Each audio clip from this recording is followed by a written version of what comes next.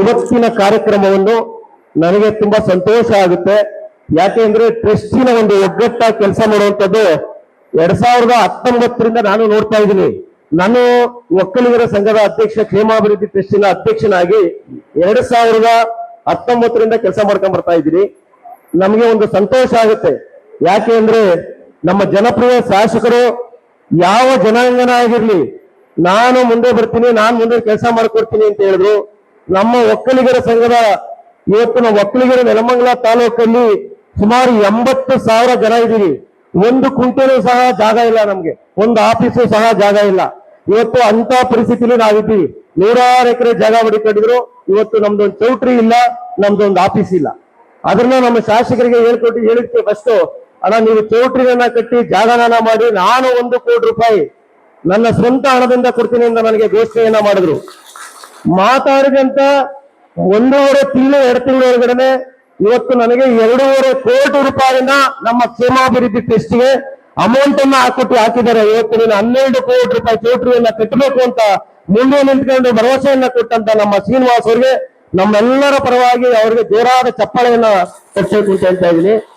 ಹಾಗೆ ಮಹಿಳಾ ಸಂಘಕ್ಕೂ ಸಹ ಇವತ್ತು 1 ಕೋಟಿ ರೂಪಾಯಿ ಅಮೌಂಟ್ ಅನ್ನ ಹಾಕಿದ್ದಾರೆ.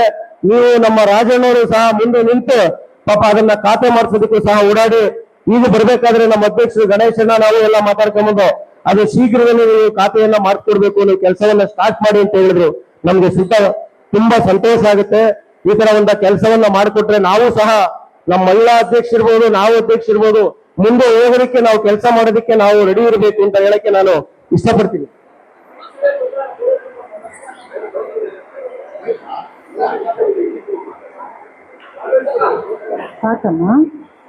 ನಾನು ಅಷ್ಟು ವಿಚಾರವನ್ನ ಹೇಳ್ತಾ ಇದ್ದೀನಿ. ಯಾಕೆಂದ್ರೆ ನಮಗೆ ಬಂದಿರುವಂತ MLA ಅವರು ಒಂದು ಒಳ್ಳೆ ಕೆಲಸ ಮಾಡಿಕೊಟ್ರೆ ಸದ್ಯದಲ್ಲೇ ನಮ್ಗೆ ಭವನ ಕಟ್ಟೋದಕ್ಕೆ ನಾವು ಇದ್ದಾಗ್ತಾ ಇದ್ದೀವಿ. ನಾನು ಸದ್ಯದಲ್ಲೇ ನಮ್ಮ ಶಾಸಕರನ್ನ ಕೇಳ್ತಾ ಇದ್ದೀನಿ, ಈ ಬರೋ ತಿಂಗಳ ಒಳಗಡೆ ನನಗೆ ಭೂಮಿ ಪೂಜೆಯನ್ನ ಮಾಡ್ಕೊಡಿ, ನಮ್ಮ DK ಶಿವಕುಮಾರ್ ಅವರನ್ನ ಕರೆಸಿ ನಾವು ಮಾಡ್ಕೊಡ್ಬೇಕು ಅಂತ ನಾನು ಕೇಳ್ತಾ ಇದ್ದೀನಿ.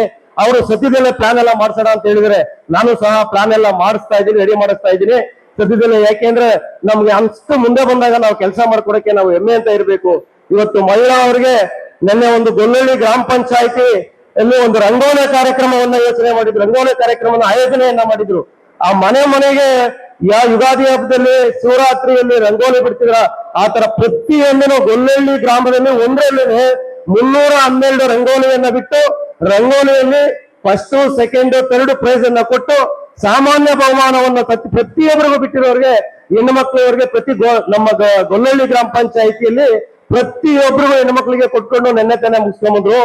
ಅವ್ರು ಹೆಣ್ಮಕ್ಳು ಹೇಳ್ತಾ ಇದ್ರು, ಸರ್ ನನ್ನ 10 ವರ್ಷ ನಾನು ಓಟ್ ಹಾಕಿ ಓದಾಗ್ ಬಂದು ನನ್ನ ಗುರುತಿಸ್ತಾ ಇದ್ರೆ ಹೊರತೆ ನಾನು ಇದುವರೆಗೂ ಯಾರೋ ಓಟ್ ಬಿಟ್ಟಾಗ ಬಂದು ಕೇಳ್ತಾ ಇರ್ಲಿಲ್ಲ.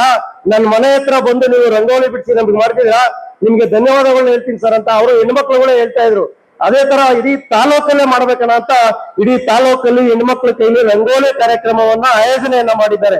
ಅದನ್ನ ಮತ್ತೆ ನಮ್ಮ ಫಸ್ಟ್, ಸೆಕೆಂಡ್, ಥರ್ಡ್ ಗೆದ್ದಂತವ್ರಿಗೆ ನೆಲಮಂಗಲದಲ್ಲಿ 1 ವಾರದ ಕಾರ್ಯಕ್ರಮವನ್ನು ಸಹ ಆಯೋಜನೆ ಮಾಡಬೇಕು ಅಂತ ಹೆಣ್ಮಕ್ಳಿಗೆ ಇದ್ ಮಾಡಿದ್ದಾರೆ. ಇವತ್ತು ನಮ್ಮ ನೆಲಮಂಗಲವನ್ನ ನಾವು ಸಮಾಜವಾಗಿ ಅಭಿವೃದ್ಧಿಯನ್ನ ಕಾಣ್ತಾ ಇದೀವಿ. ಯಾಕೆಂದ್ರೆ ಇಷ್ಟು ಹತ್ರ ಇದ್ರು ನಮ್ಗೆ ಯುಜಿಡಿ ಇರ್ಲಿಲ್ಲ, ಯುಜಿಡಿಯನ್ನ ಸ್ಯಾಂಕ್ಷನ್ ಮಾಡಿಸ್ಕೊಂಡ್ಬಂದ್ರು. ಕಾವೇರಿ ನೀರನ್ನ ಇರ್ಲಿಲ್ಲ, ಕಾವೇರಿ ನೀರನ್ನು ಸಹ ಸ್ಯಾಂಕ್ಷನ್ ಮಾಡಿದ್ದಾರೆ. ಇವತ್ತು ಸಂಡೇಗುಪ್ಪ ರಸ್ತೆಯನ್ನ 4 ಪಥ ರಸ್ತೆಯನ್ನಾಗಿ ಮಾಡಿದ್ದಾರೆ. 4 ಪಥ ರಸ್ತೆಯನ್ನಾಗಿ ಮಾಡಿ ಇವತ್ತು ಆಲ್ರೆಡಿ ಕೆಲಸ ಕಂಪ್ಲೀಟ್ ಆಗಿ ಬರ್ತಾ ಇದೆ.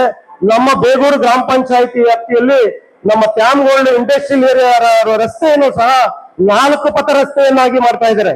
4 ಪಥ ರಸ್ತೆಯನ್ನ ಕೆಲಸವನ್ನ ಮಾಡ್ತಾ ಇದ್ದಾರೆ. ಇವತ್ತು ಕೆಂಪಲಿಂಗನಹಳ್ಳಿದು ಸಹ ಹೋದ ವಾರದಲ್ಲಿ ಪೂಜೆ ಮಾಡಿದ್ದಾರೆ.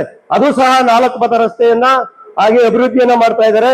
ಇವತ್ತು 1500 ಕೋಟಿಗಿಂತ ಅಧಿಕ ಈಗ ಆಲ್ರೆಡಿ ಕೆಲಸವನ್ನ ಮಾಡಿ ಮುಗಿಸಿದ್ದಾರೆ. ಇವತ್ತು 10 ವರ್ಷದಿಂದ 20 ವರ್ಷದಿಂದ ಕೆಲಸ ಆಗ್ತಿದ್ದು ಬರೀ 2.5 ವರ್ಷದಲ್ಲಿ ಕೆಲಸವನ್ನ ಮಾಡಿ ಮುಗಿಸ್ತಾ ಇದ್ದಾರೆ. ಇವತ್ತು ಅಷ್ಟು ಒಂದು ಒಳ್ಳೆ ಕೆಲಸವನ್ನ ಮಾಡ್ತಾ ಇದ್ದಾರೆ. ಅವ್ರಿಗೆ ದೇವರು ಇನ್ನೂ ಹೆಚ್ಚಿನ ಶಕ್ತಿಯನ್ನ ಕೊಡ್ಲಿ, ನಮ್ಮ ತಾಲೂಕನ್ನ ಮಾದರಿಯಾಗಿ ಕೆಲಸವನ್ನ ಮಾಡ್ಲಿ ಅಂತ ನಾನು ಹೇಳಕ್ ಇಷ್ಟಪಡ್ತಾ ಇದ್ದೀನಿ.